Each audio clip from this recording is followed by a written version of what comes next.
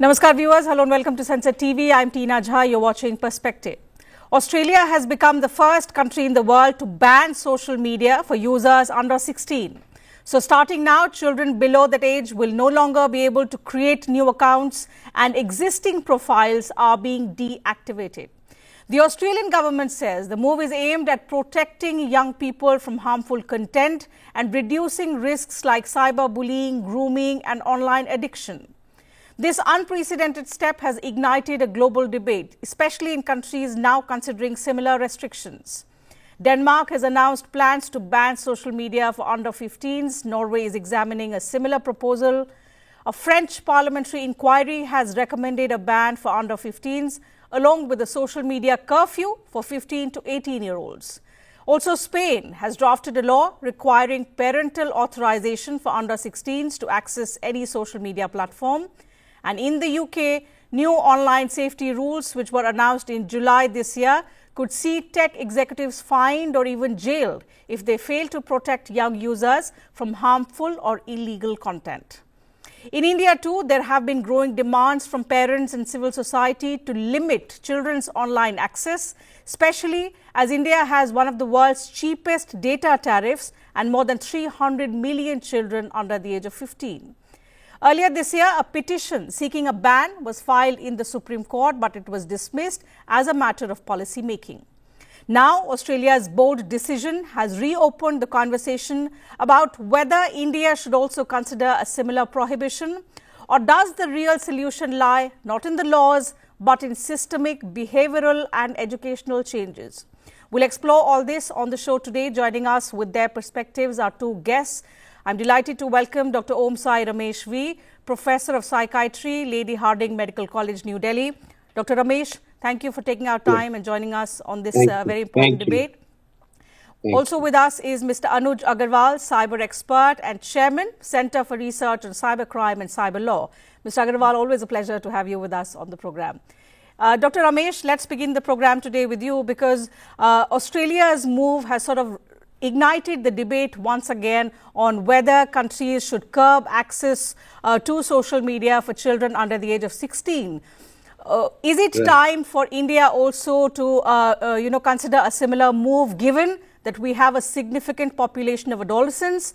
The fact that India also is one of the countries where now the data tariff is quite low, which means easy access to the internet. Very good. So when it comes to the India, I mean, as a mental health professional and child and adolescent psychiatrist, I would say that there are three kind of people who would be happier if it is implemented in India. Number one would be the parents. Number two would be the teachers. Number three would be mental health professionals. The reason why I'm saying so is that, these are the three kind of people who are currently having a lot of difficulty in taking care of their wards. And the usage of social media has been, at peak currently. And it has impact on their mental health and also the academics and also the, cyberbullying, as you rightly said. So therefore, I think it would be a welcoming move.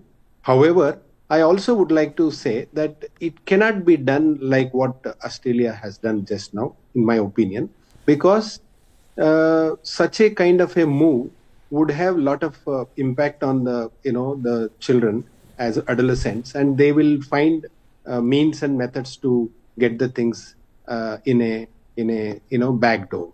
And therefore, I am of the opinion, and I would, encourage a kind of a gradual kind of a law which would help the the adolescents to curtail their usage of the internet.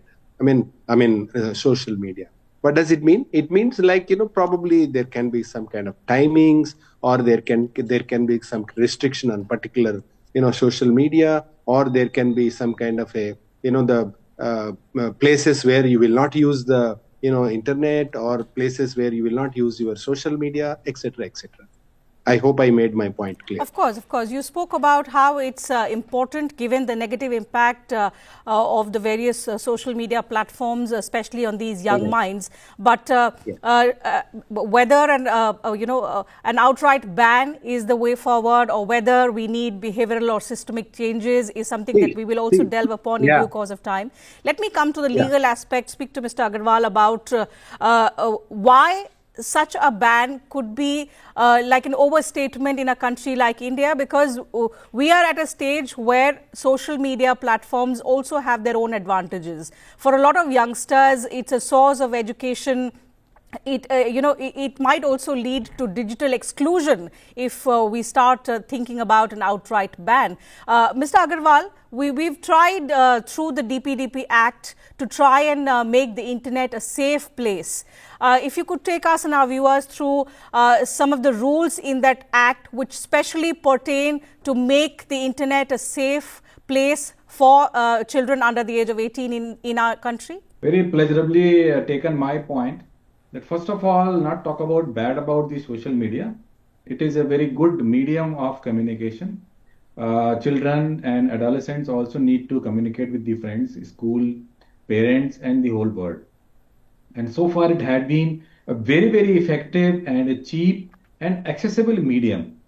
And banning it outright anywhere or for any age group will definitely lead to digital exclusion, which is neither feasible, not possible, not legally acceptable in a democratic country like ours. That's right. Now, what we need to focus, because there are a lot of negativity about social media. Yes, what is bad in social media? We have violent content on the social media. We have people who are talking about drugs in the social media. We have a lot of nudity content on the social media. And there are contents which are definitely harmful to human beings. So the point of discussion should be, if there are bad contents, there are negative contents, there are nudity, there is extreme violence, why not ban it for all? Why only ban for children? Something which is bad per se, something which is violent per se, how it can be good for adults? And why it can be bad only for children? I'm sure we have Professor Om Sai with us, and he would have definitely dealt not only with the children, but the psychiatric problems with the adults. And anything which is bad affects both, because at some point of time I am a child, at some point of time I myself is an adult. So what we need to do, and what the law so far has tried, as you have also rightly pointed out, we have something called Intermediary Guidelines and Ethics Code, which is already in force under IT Act 2000, which talks about these kind of stuff, that anybody who is running a social media platform, or anybody who is an intermediary who is involved into disseminating information through internet, has to ensure that these kind of contents are curated, these kind of contents are not published. And of course, anything which is specifically negatively targeting children, point number 3, is already prohibited. Honorable Supreme Court also, in some of the matters regarding the nudity or the XXX kind of a material, they have given a ruling that the platforms have to curate, platforms have to clean their act. You cannot say, and it is actually banned. They have there are around 800 so platforms which are delivering the nude content in this country. They are already banned by all the ISPs. So what we should be looking at is, and the law as far as the DPDP Act or the law as far as the IT Act is concerned, yes, it is talking about selectively making content available based on consent.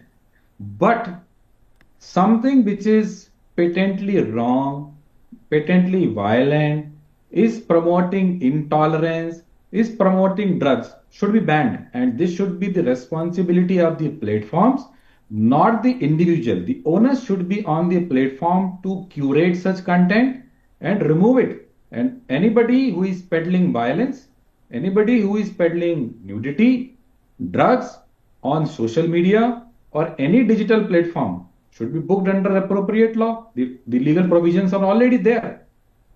Certainly, we have to enhance measures which increase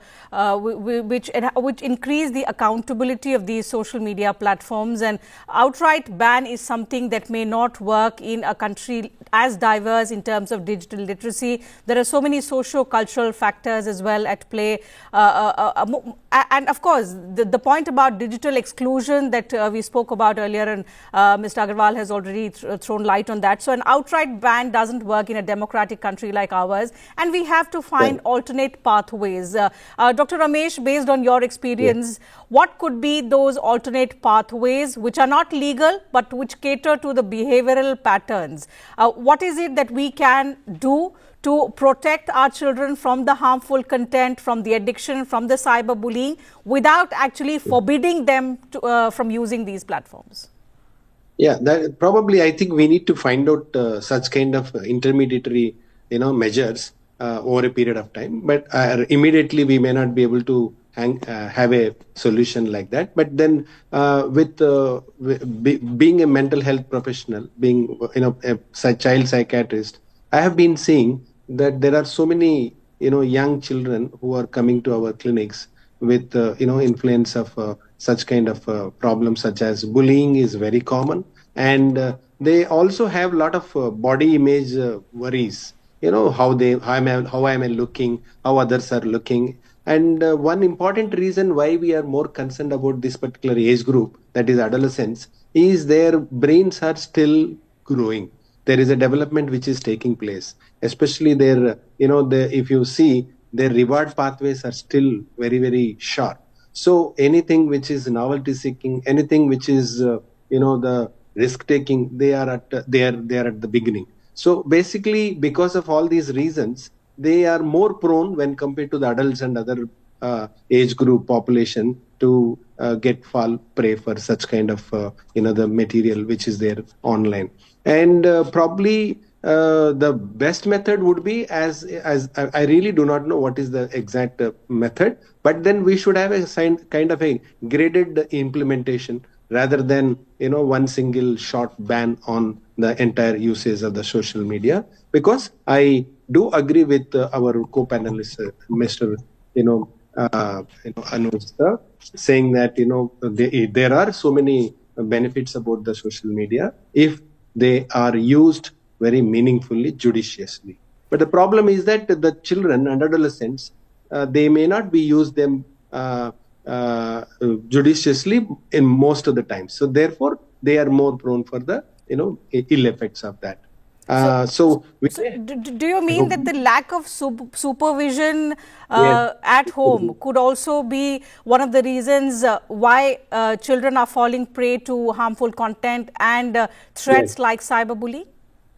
Yes, it could be, because these days we are having nuclear families, and then we don't have many people in the particular family. So therefore, the both parents may be working, they have less work, they are stressed out in other activities, so they may not be able to supervise. So they are left over with the gadgets. And gadgets by and large, any kind of light or any kind of music or any kind of talk which is seen through the gadgets would have more impact than when somebody is listening to somebody, when somebody is looking at other environmental stimulus. So therefore, the reward pathway, their adrenaline will be, even a ping can increase the push of the adrenaline sometimes in young adults. So therefore, they are asking for it again and again and again. So therefore, it's a kind of a addiction. We call it as behavioral addiction. And because of this, there are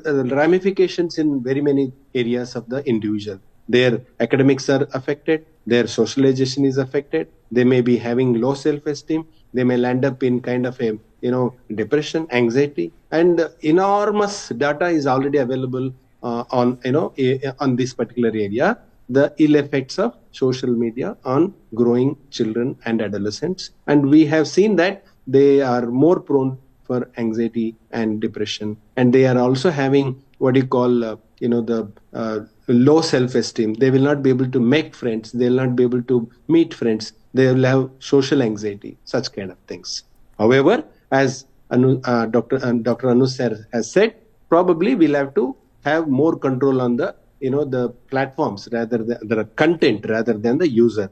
Probably we may have to find out some ways and means how to control that kind of contents in the That's true. social It's media. not about whether you need responsible supervision or responsible platforms. The responsibility lies with both, more so on the platforms who should know who they are catering to and what content they are catering to this age-specific people. The question to you, Mr. And I also, Yes, please. I also talk to some of the adolescents when I try to explain them or ask them why are they into social media. They make you they make you understand very clearly that if they are not online, they are illiterates. They will be missing out a lot, and they will not be on par with other children. So if India as a country takes this kind of decision, let us say, probably many of the children and adolescents who are in India may feel that they are not up to the mark when compared to the other adolescents who are in other parts of the countries and world. So they'll have to be upgraded themselves. They'll have to be literate. We are talking about the digital literacy. We are not talking about the real meaning of literacy, but we are talking about the digital literacy. They may lag behind if we cut off suddenly also. That's true. There has to be a balance. In that context, Mr. Agarwal, in protecting the child and making sure that we are not infringing upon their digital rights and their opportunity to information, access to information which is available on the internet, how sound or how systematic is our legal framework, especially if you could elaborate more on the point which says in India for children under the age of 18, it's mandatory for the data fiduciaries to have verifiable parental consent.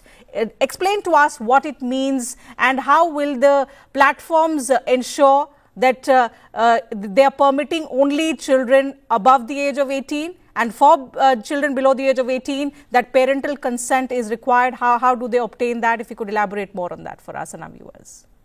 Now, this is a very, very important provision which has come into the DPDP Act 2023 and which has now become enforceable after the issue of the rules. Basically, this particular provision aims to ensure that the consent is given by those who are competent to contract, that is only the adults. A child or a person less than the age of 18 in India is not considered competent to contract on anything. So in that context, they have said that the parents should only be allowed to give consent if the personal data of the children are going to be utilized for any processing which is required actually for accessing any social media platform. So in a way, the access to the social media platform is for children is now restricted to the extent that the consent has to be given by the parent. There are some challenges in terms of identifying a parent of a child, which again some children who are studying say in cities and their parents are away in villages, they may not have full access to the platforms, or they may not be fully literate to understand the legality or how to give a consent, etc. So I think those are the things which are being worked out. But as far as the legal framework is concerned, yes, we have now a sound legal platform. We now have the law in place by which certain contents of or certain access to the platforms, at least the platforms which are known for peddling wrong contents, violence, nudity, any kind of a drug abuse, or something which is patently found harmful to the children, they can be completely restricted through the parental consent. This also gives an opportunity for parents and also in that process to school and everybody else in the household to know where the child is going, what content they are accessing, and positively it is also enhancing access of the child to the rightful content on the social media or any digital platform. For example, A child may be free to use the content from the school or from their coaching, from their friends, because the consent can be freely given. The law also ensures that even if the consent is given once and later on it is being found to be misused, for example, a platform initially is giving good content, proper content, content which is positive for the child, but later on it is figured out by the parent that the platform is misusing that consent and is now peddling a content which is not good for the child, it can be withdrawn. So the legal framework is definitely in place after the DPDP Act, and it has to be seen that how practicable it is. But yes, since the law is there, it has to be followed, and slowly, everybody would appreciate the platforms as well as the parent, and of course the children, that this is something which is for everybody's good. If So the both of you platforms have are not pointed out, following it, both of you have, rightly pointed out that in a country like ours, we need a balanced approach to social media regulation, which is a combination of digital education, parental involvement, and most importantly, platform-based safety measures, which we are already seeing on part of the government. In recent years, there have been various measures to mitigate the potential harms of social media, but at the same time, not curbing the benefits that the social media platforms also have to offer. From here on, if I want to ask you, Dr. Ramesh, about how we can take forward the awareness and the digital literacy part, both for the adolescents but also for the parents. How can they be more involved in ensuring that the content which is accessible to their children is appropriate for them, at the same time also preventing them from any potential harm online? Yeah. So before coming out with such kind of draconian laws, probably something else can be done, as we were just discussing just now. Some small measures can work a lot. Like we do in our clinical setup also. Like some of the adolescents are very intelligent. They understand what we tell them. So what we have tried and found out to be very useful is, there are so many. I'm sure Mr. Agarwal will accept if I say about some of the apps. There are some apps which will help you to do kind of an analysis of how much time in a day you have used the gadget and what are the purposes and how much of that usage was on social media, and such kind of analysis report will be given by some of the apps, and parents can definitely do that kind of analysis now and then. And probably we also have some kind of alarms in some of these apps. Like, for example, if an adolescent has used the particular social media for more than 30 minutes, there will be a kind of a beep, and the adolescent can take a decision to stop it or go to that maybe later. Or parents would also get a kind of a alarm. Such kind of measures are very beneficial. And I think we should use the technology to help us to stay away from the technology. And in some other families, we have requested them to follow what is called as digital fasting, or you can name anything. What it means is that basically on a particular day, let us say Saturday or Sunday, none of the family members will be using the any gadgets or any social media. Or some of the families we have discussed, like on dinner table, you will not be using the gadgets, or even the parents should not be using their laptops and etc. They have to model to the child and adolescent so that they will be inculcate such kind of habits. So these are small techniques which we can try. And probably if you ask me what other the methods and means before that kind of law coming into force, probably maybe time limiting, or maybe the content organizing. Maybe there has to be checks and means which will help us to curtail the such kind of harmful material. Absolutely. So in addition to the privacy and protection policies that we expect the policy makers to take care of, it's important to have school-based programs which promote balanced social media use, ensure that the screen time of the adolescents is reduced, and they're putting their time in other activities. At the same time, peer-based networks, the family-based networks, something that you rightly suggested, that could also help us have a balanced approach. Most importantly, I think when it involves adolescents and children of that age group, while trying to maintain a balance of not depriving them of the benefits of social media, it's important to ensure that their protection is paramount, and for which every stakeholder, the parents, the schools, the teachers, the mental health professionals, and of course the policymakers, they have to all think alike. They have to come together, create a digital world which preserves the social, educational and emotional benefits that social media has to offer, so that this age group does not have that fear of missing out if you try and forbid them from using these platforms altogether. So that's the crux of the discussion today, that in a country like ours, a balanced approach is what is going to work on. Time allows us to take up only that much on the program, gentlemen. Thank you for your valuable time, and to you viewers, thank you very much for your time as well.